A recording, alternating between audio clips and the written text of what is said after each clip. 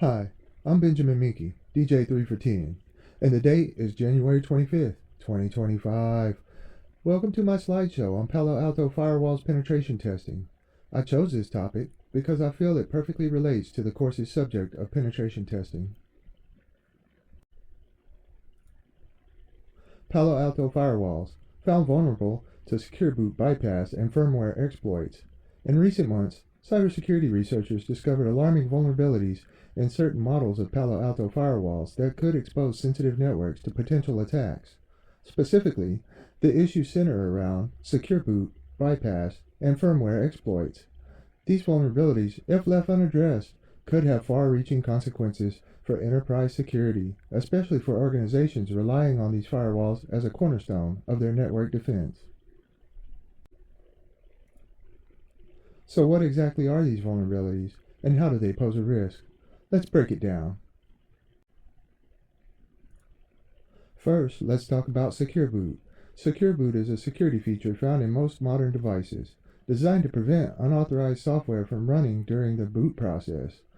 When a device starts up, Secure Boot verifies that the firmware and software are from trusted sources, making sure that malware and other tampered components don't interfere with system operation. Listen!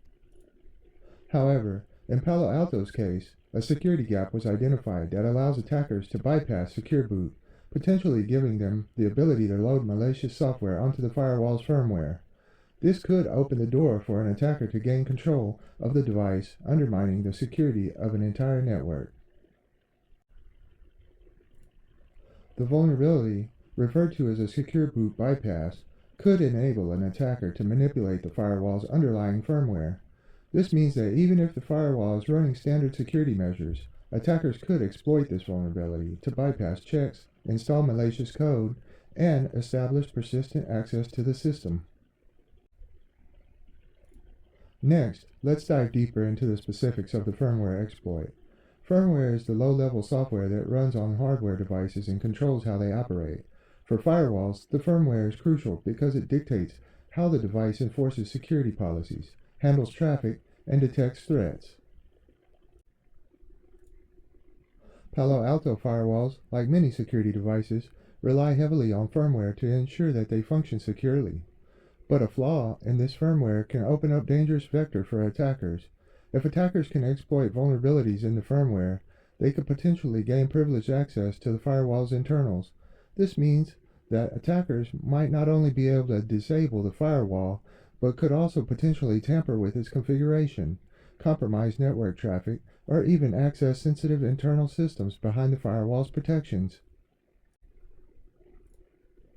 Now, let's talk about the potential impacts of these vulnerabilities.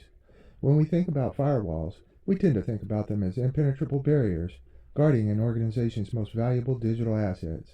But with secure boot bypass and firmware exploits, the trusted defense could be compromised.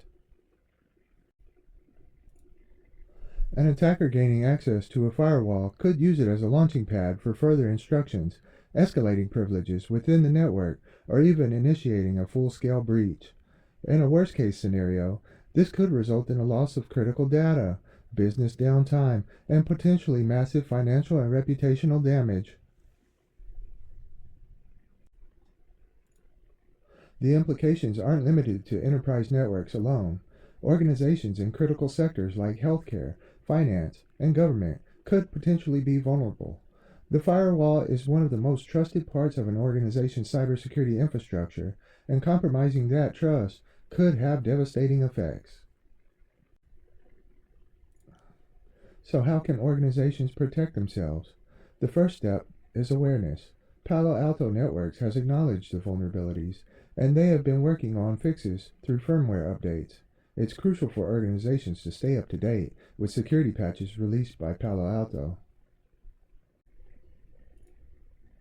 In addition to patching, network administrators should ensure that they are using multi-layered security approaches. Implementing additional defenses like intrusion detection systems, network segmentation, and anomaly detection can add an extra layer of protection against potential attacks.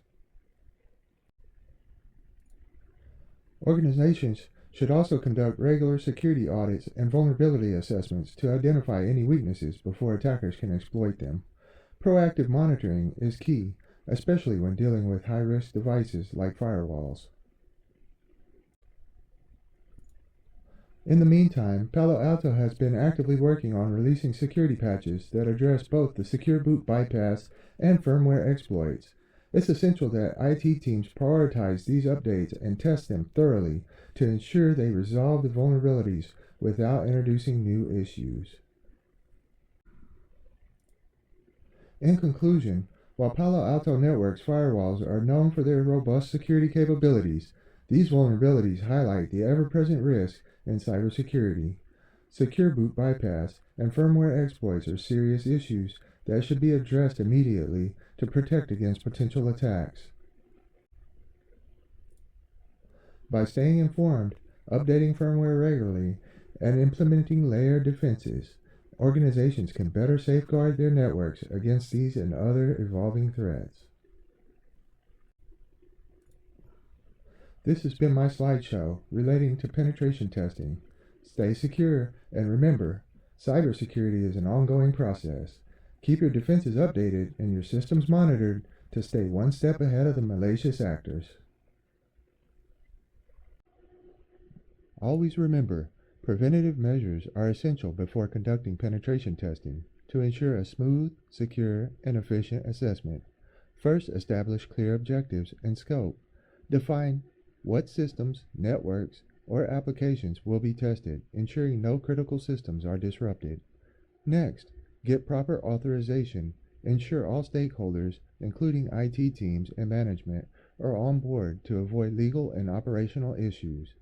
Then, secure backups. Before testing begins, ensure all critical data is backed up in case of accidental disruptions. Finally, review existing security controls. Make sure firewalls, antivirus software, and intrusion detection systems are active, so vulnerabilities can be identified and patched quickly. By taking these preventative steps, you'll maximize the benefits of penetration testing while minimizing potential risk.